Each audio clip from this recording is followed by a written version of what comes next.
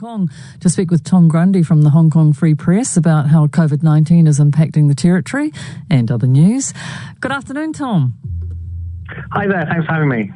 We hear reports that millions of Chinese employees are working from home for the first time as China tackles COVID-19. Is this the case in Hong Kong too?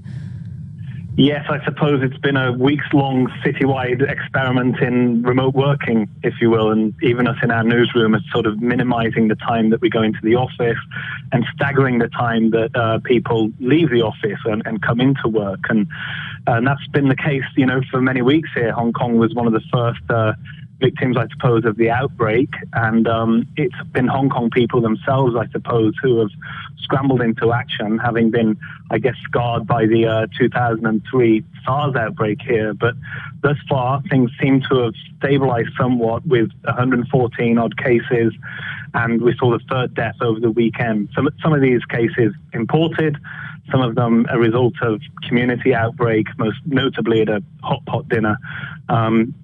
But, it's been a pretty traumatizing, I think, few months for Hong Kong, having gone from those month-long protests directly into this, and especially with the mistrust of the government that has built up over those recent months. It's been a very tough situation just to get information as to what to do with this new outbreak. How is the communication between the citizens and the government?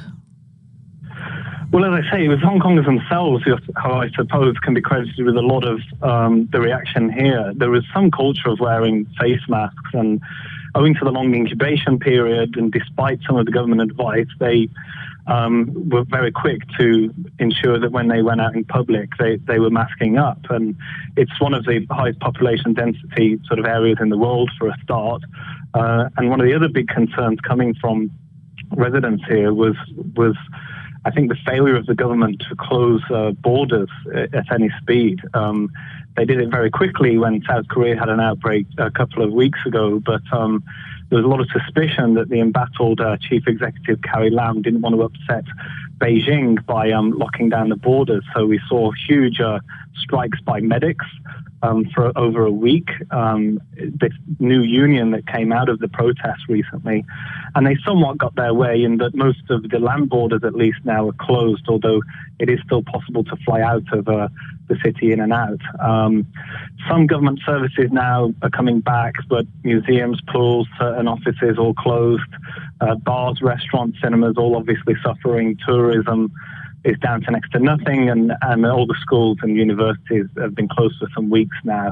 Although I understand some of the older students, they're discussing bringing those classes back at the moment. We've just been talking earlier tonight with Business NZ about how the government can help financially for businesses who are struggling. What's the story in Hong Kong? Is there any help coming? There was a package announced of billions of dollars a few weeks ago, and as part of the local budget each year, there's going to be a cash handout to all permanent residents in Hong Kong, the equivalent of about 2,000 New Zealand dollars. And along with their other advice about social distancing, wearing a mask in crowded situations, the government has really tried to rally the community, particularly after the protests. And so you see all these signs saying, let's fight the virus together. But yeah, certainly no sector really has been untouched, particularly, F&B, the tourism sectors, retail. I live just off the main shopping thoroughfare of Nathan Road, a big tourist hotspot, and it's pretty dead, for several weeks now. And a lot of the shops are selling face masks even, and they cost about 50 New Zealand dollars for a pack. But yeah, we're going to see just in time for a legislative election, I might add, a big citywide handout for the residents here. Did you say $2,000 per person? That's right. It's not the first time either. If you're a Hong Kong resident, or if you're a foreigner like myself who's been here at least 7 years, you'll be eligible for it. There is skepticism upon the part of the pro-democracy movement, of course, who feel like they are being bribed to be quiet or We see this, in the sister special administrative region of Macau almost every year, these kinds of handouts. But as for the more deep-seated problems and the pro-democracy fight in Hong Kong, it's not thought that it will do much good. In addition to the handouts to individuals, of course, there are some bailouts for different sectors.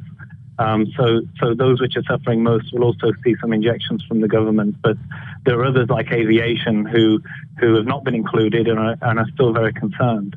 And have the protests stopped in light of the coronavirus entirely?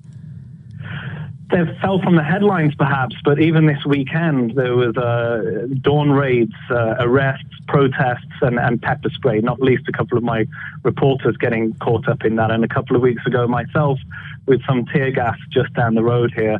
So at a low level, you might say that the protests are in hibernation, but they're certainly still there. The anger is still brewing, and in fact there are some other sort of threads now that are coming out in terms of the border closure that has stoked anger. Maybe some politics behind some of those calls to close the border in light of the virus too. But those protests are not going away. The anger is still there. Day to day, in fact, there are incidents or arrests. And I wouldn't be surprised as we see these anniversaries of those protests come along this year and other flashpoints like the huge pro-democracy march we have on July 1st or the Tiananmen massacre anniversary. I wouldn't be surprised if we see people back on the streets, particularly if this virus calms down. Thanks for joining us, Tom. Thanks for having me. It's Tom Grundy from the Hong Kong Free Press.